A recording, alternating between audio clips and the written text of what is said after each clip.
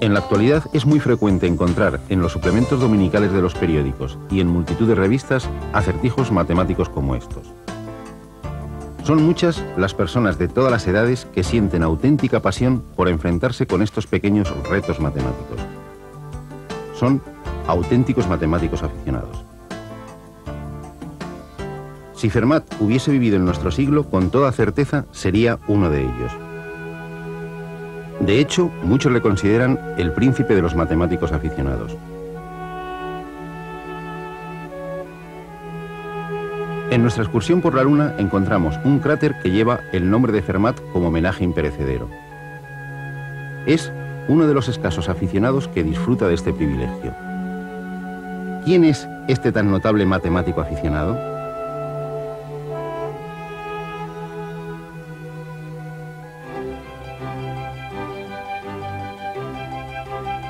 Pierre de Fermat nació en los albores del siglo XVII, en 1601, en Beaumont, un pueblo del sudoeste de Francia. Su padre era un rico comerciante de pieles, lo que le permitió realizar sus estudios de leyes en la Universidad de Toulouse, donde nunca destacó en matemáticas. Su actividad profesional fue la de jurista. En realidad, fue desde 1631 un alto funcionario del Parlamento de Toulouse, en el que llegó a desempeñar el cargo de juez supremo. Ejerció este cargo hasta su muerte, en una época difícil en que las intrigas del cardenal Richelieu dominaban toda la administración francesa. Fermat se mantuvo siempre al margen de conspiraciones e intrigas políticas, dedicando su tiempo libre a una ocupación por la que pasaría la historia, las matemáticas. No publicó en su vida ningún libro sobre matemáticas. De hecho, llegó a escribir a Pascal: no quiero que aparezca mi nombre en ninguno de los trabajos considerados dignos de exposición pública. Sus aportaciones las conocemos gracias a la correspondencia mantenida con otros matemáticos franceses como Mersenne, Pascal, Descartes, o ingleses, Wallis y Digby. Fermat tenía la sana costumbre de torturar a sus interlocutores postales enviándoles problemas que él había resuelto previamente.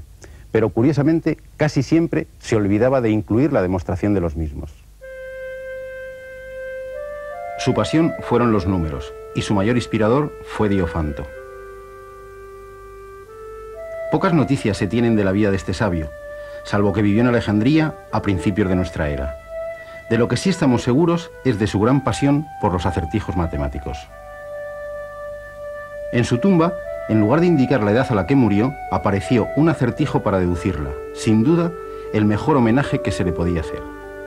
El epitafio, en forma de enigma, es este: Dios le concedió ser niño la sexta parte de su vida. Una duodécima parte de ella más tarde cubrió de vello sus mejillas. Encendió en él la antorcha del matrimonio tras una séptima parte. Y 5 años después le concedió un hijo de nacimiento tardío que el destino se llevó cuando alcanzó la edad de la mitad de la vida de su padre. Este consoló su aflicción con la ciencia de los números durante los 4 años siguientes, tras los cuales su vida se extinguió. Para resolver esta ecuación, primero obtenemos el mínimo común denominador, que es 84. Multiplicamos ambos miembros de la igualdad por 84. Y para ello tendremos que multiplicar cada uno de los sumandos.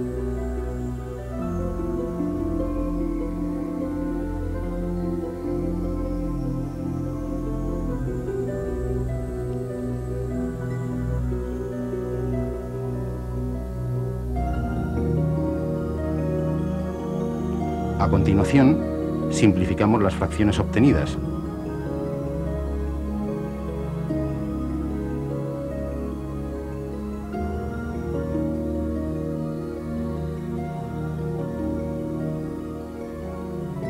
Agrupamos todos los términos que contienen la incógnita x. Reduciendo la ecuación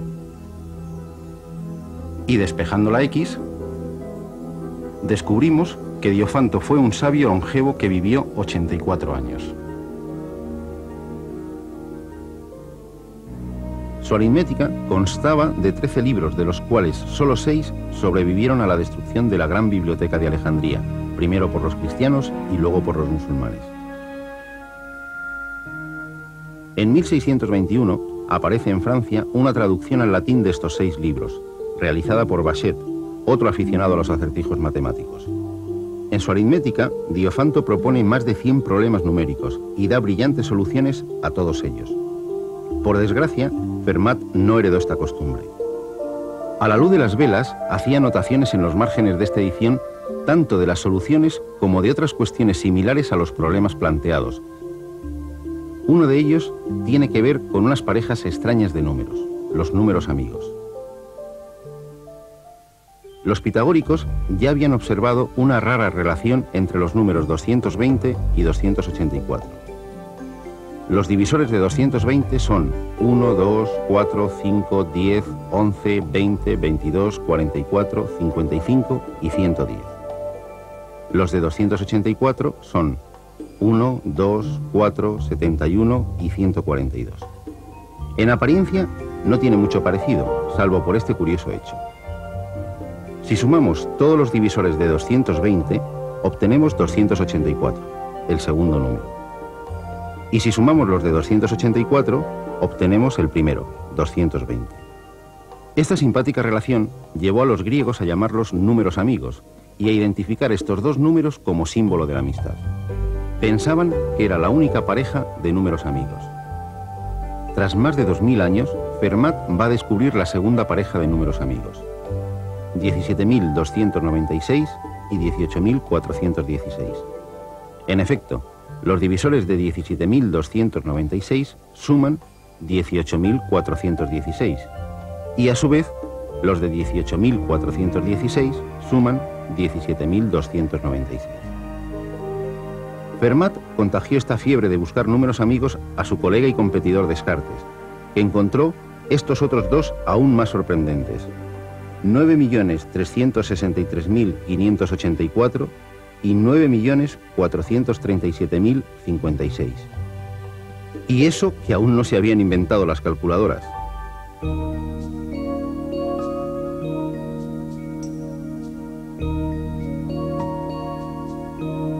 En su correspondencia con otros matemáticos, Fermat disfrutaba planteándoles problemas con sus descubrimientos, por supuesto sin darles la solución. Así descubrió y demostró que el número 26 es el único que está comprendido entre dos enteros, que son respectivamente un cuadrado, 25, 5 al cuadrado, y un cubo, 27, 3 al cubo. Retó al matemático inglés Wallis a demostrarlo. No es extraño que sus colegas se debatiesen entre la admiración y el odio. Fermat se limitaba a escribir sus descubrimientos en los márgenes de la aritmética de Diofanto. Por fortuna, su hijo recopiló estas notas y realizó, tras la muerte de su padre, la edición más famosa de la aritmética, una edición que incorporaba a los resultados de Diofanto 48 notaciones de Fermat. Gracias a ello, conocemos hoy resultados tan sorprendentes como este, relacionado con los números primos.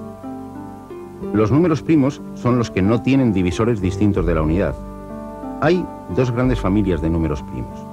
Unos son de la forma 4n más 1, 5, 13, 17, 29, 37, 41.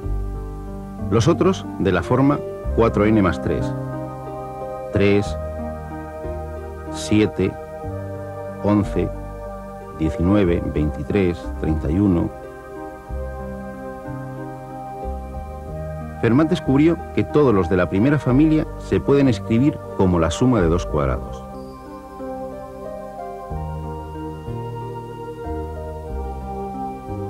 Pero en cambio, ninguno de los de la segunda familia se puede descomponer en la suma de dos cuadrados. Como otras tantas veces, a Fermat se le olvidó incluir entre sus notas la demostración, y hubo que esperar más de un siglo hasta que Euler, otro genio de las matemáticas, la redescubriese.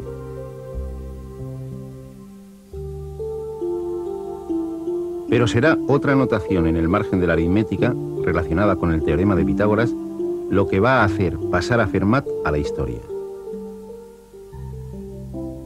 Los pitagóricos demostraron que en todo triángulo rectángulo el cuadrado de la hipotenusa es igual que la suma de los cuadrados de los catetos. En este triángulo rectángulo, 3 al cuadrado más 4 al cuadrado igual a 5 al cuadrado. Decimos que los números 3, 4 y 5 son una terna pitagórica. Y no es la única. 5 al cuadrado más 12 al cuadrado igual a 13 al cuadrado. 40, 96, 104 es otra terna pitagórica. De hecho, hay infinitas ternas pitagóricas formadas por números enteros. Los babilonios ya conocían unas cuantas.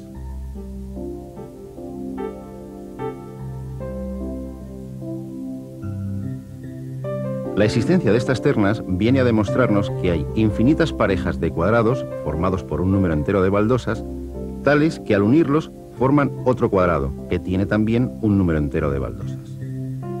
Estos dos cuadrados, de 9 y 16 baldosas, nos permiten formar este otro de 25.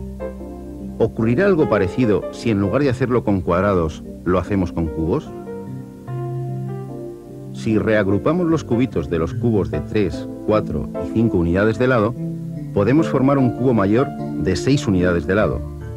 3 al cubo más 4 al cubo más 5 al cubo es igual a 6 al cubo. Y no es el único caso. 7 al cubo más 14 al cubo más 17 al cubo es igual a 20 al cubo.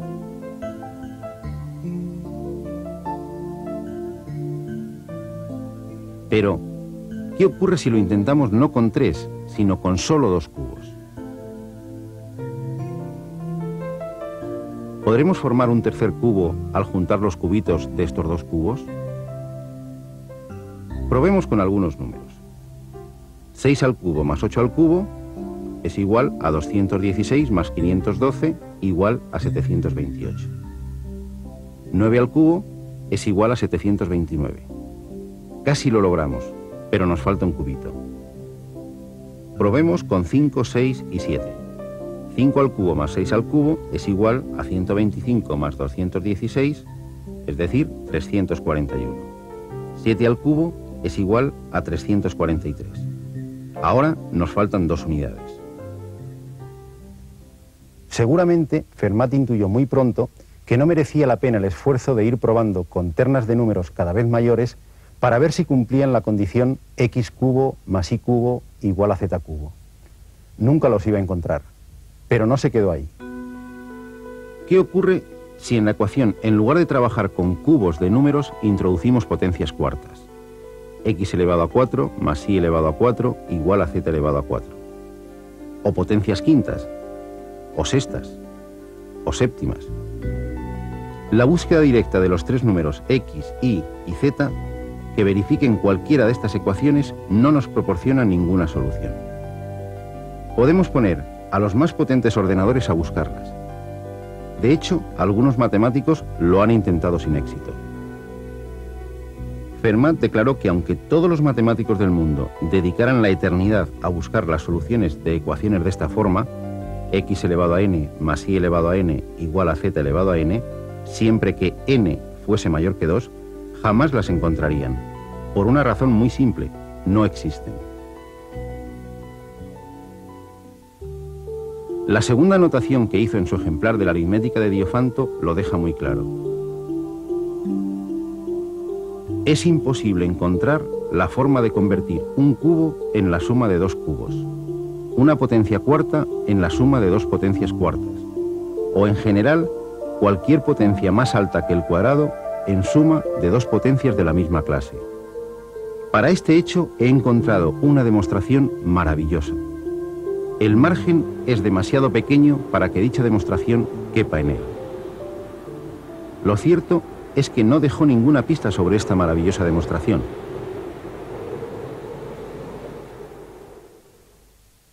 ¿Qué significa una demostración maravillosa? Fermat, como buen creador de enigmas, nos deja con el alma en vilo. Todo sugiere que la demostración no es excesivamente complicada, pero sí lo suficientemente extensa como para que no quepa en el margen del libro. ¿Llevaría razón Fermat o por primera vez estaría equivocado?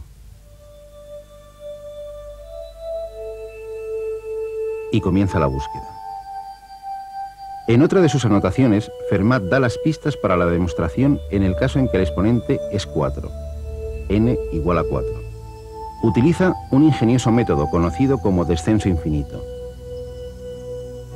Un siglo después de la muerte de Fermat, uno de los matemáticos más geniales y prolíficos de la historia, el suizo Leonhard Euler, atraído de forma irresistible por los cantos de sirena del último teorema, se lanzó a la aventura de demostrarlo para el caso particular de n igual a 3. Y salvo un ligero error, subsanado unos años después de su muerte, podemos decir que lo consiguió. Es decir, demostró que no existe ningún cubo de dimensiones enteras que se pueda descomponer en otros dos también de dimensiones enteras.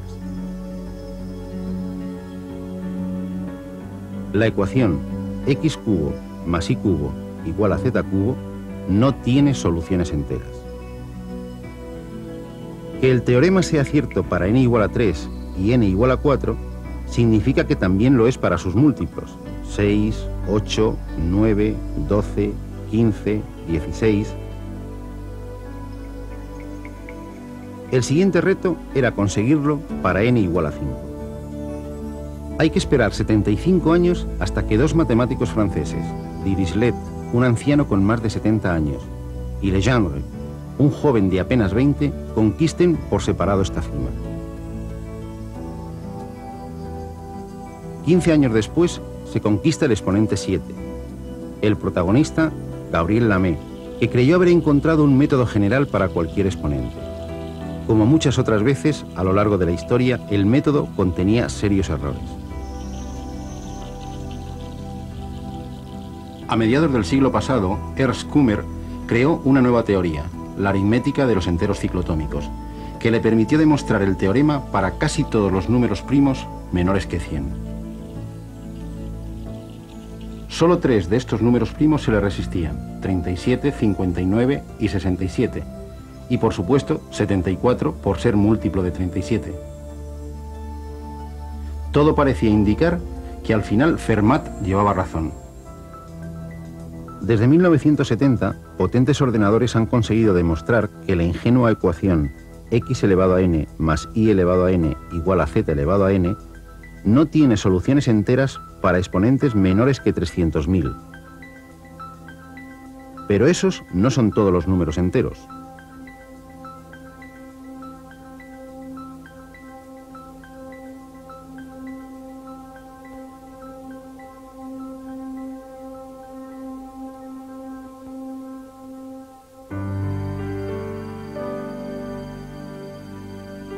El 25 de octubre de 1994 es un día que pasará a la historia de las matemáticas.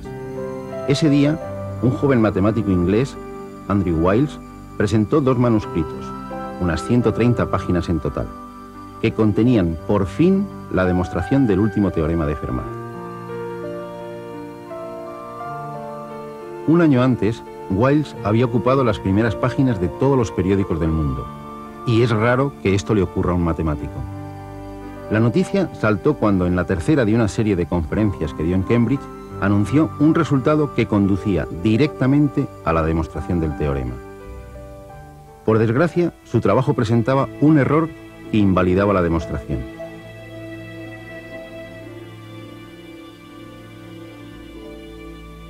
Tras un año de esfuerzo obsesivo, Wiles volvió a ocupar la portada de los periódicos, pero esta vez sin ningún error de por medio.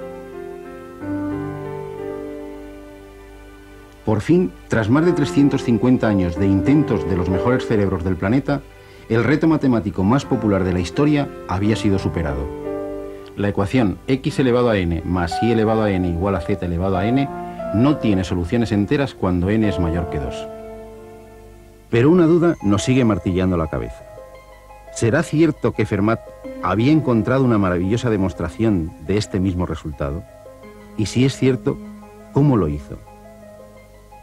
Wiles tuvo que utilizar unas técnicas matemáticas descubiertas a lo largo de los siglos XIX y XX, inaccesibles por su complejidad para la mayoría de los matemáticos actuales.